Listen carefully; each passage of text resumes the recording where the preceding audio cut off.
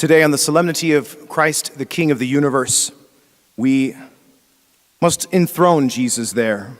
Perhaps we need to go to confession to really wipe the slate clean, and a little spiritual Drano of the soul, get all the gunk out, and put him there on the throne of our hearts, and then keep him there. Keep him there with a great fight and spiritual battle that it is.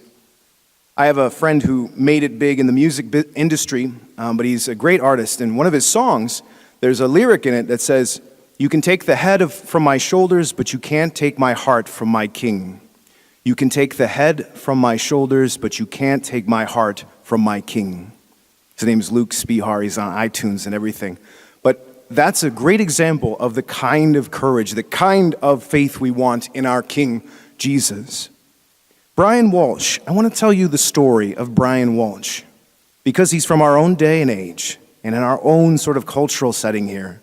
Brian Walsh grew up in a suburb of Detroit, Michigan, in a well-to-do middle-class family. He was very talented in many ways. He was a star athlete. He was captain of the basketball team. He also was very good-looking. He was blonde. He had a great smile, a great sense of humor.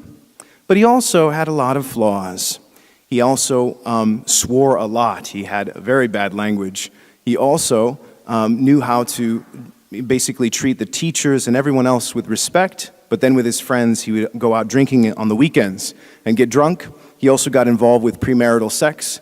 He was involved with a lot of different things, but he told that double life pretty well. And then, after a while, he shocked everyone by saying, in his last year of high school, "I'm going to the seminary." And they all were shocked. The teachers were shocked, and they said, "Brian, you're just wasting an opportunity to get a good job and earn lots of money and make something of yourself." And then his parents were kind of shocked as well, and then his friends were super shocked because they were like, "Brian, you're not the kind of person that's going to become a priest." So he went to seminary, and he had all of his worldly attitudes that he brought in, of course, and he saw that the seminary rooms were very basic: tile floor, a bed, crucifix, table, and chair, and so he would have none of this, and so he brought in wall-to-wall carpeting, brought in a TV and stereo system, and basically held little parties in his rooms all the time, continued to curse, and continued to drink on the weekends, etc. And some of the guys in there were like, "Man, Brian, I don't know how you got past the psychological exams. You're not going to last, you know?" And they continued forward. But at the end of that first year, they had a 10-day silent retreat. Just imagine, this was in a seminary in Chicago. Just imagine 75 guys, 18 to 22, there in a silent 10-day retreat. It was not a pretty sight. But at the end of the retreat, the priest who was giving the retreat opened up to the congregation prayers of the faithful spontaneously made. And Brian piped up. He said, at the moment, he said, "I'm very sorry, Lord, for wasting my life, for being so worldly, and for not being the person my parents thought I was, betraying their trust. I'm sorry for also wasting my talents and gifts that you've given me. I want to give it completely over to you. I've been a great sinner, and I want to give my life to you." Some of the guys in the congregation were nudging each other actually at the time and saying, "Look, Brian's got religion now. Look at this." But the year ended, summer break ensued, and then he came back in the fall, but he was indeed changed. He had sold his car, given all of the money to the poor. He actually got rid of all of his swanky clothing, and in fact had just 2 pairs left, one to wear and one to wash. He also gave away his air conditioner, he gave away his TV and his stereo system, and he spent a lot of time in the Blessed Sacrament Chapel, where he would pray for long periods in front of Jesus. And he would come out, and his face would be radiant with joy. And he said to one of the seminarians, he said, "Isn't it wonderful that Jesus stays with us here in the Blessed Sacrament?" And the person was like, "Yeah, I guess so, of course." They had believed it, but he was really living it. And then they went to summer assignments after that. They went to different parishes to get a parish experience as a seminarian.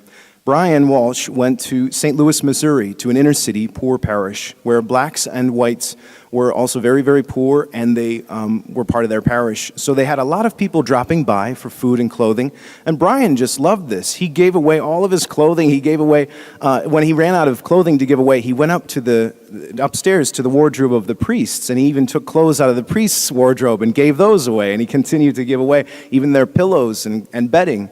And he would give away even the dinner that was prepared for that night. He'd give away casseroles and just give these things to these poor people who dropped by. Eventually, the priests got a little concerned. They didn't want to criticize him because they said he was doing exactly what Jesus said. He's giving away all these things. So they cautiously approached Brian and they said, Brian, what you're doing is wonderful. But if you continue to give away our clothes and everything else we have in the house, we'll be poor in absolute poverty and we won't be able to help anyone. So maybe you're called to a religious order to work exclusively with the poor. And Brian agreed with that. And so he actually left St. Louis, he left the seminary, and went to Calcutta, India, to work with a little nun, Mother Teresa. And this was before Mother Teresa was known, before her Nobel Peace Prize and all of that. But he worked with her there in Calcutta, and he was sent with some of the brothers of her order to Vietnam to work there in Saigon. And this was right around the time that the Vietnam War was ending. And so there was a great evacuation where everyone left Saigon that was not a national Vietnamese. And so he went back to Calcutta after a period of rest. He was then sent again to Cambodia, to Phnom Penh, the capital there. In Phnom Penh, he was there and served quite a bit. And of the communists, what they had done in Vietnam, they had now moved into the north of Cambodia as well, and were moving south towards Phnom Penh. And he had written home at this time when he was in Phnom Penh to the seminarians that he knew, and they read the letter that he sent, and one of the lines in there said, "And this time, if I am asked to leave, I will stay. I feel called to mix my blood with the blood of Christ for the salvation of these people's souls." An unforgettable line. And then they evacuated a ton of people. In an international newspaper, it said on the first line of it, there are only 2 Americans left in the city of Phnom Penh, an aviation instructor and Brian Walsh, an American missionary. And so he had remained there.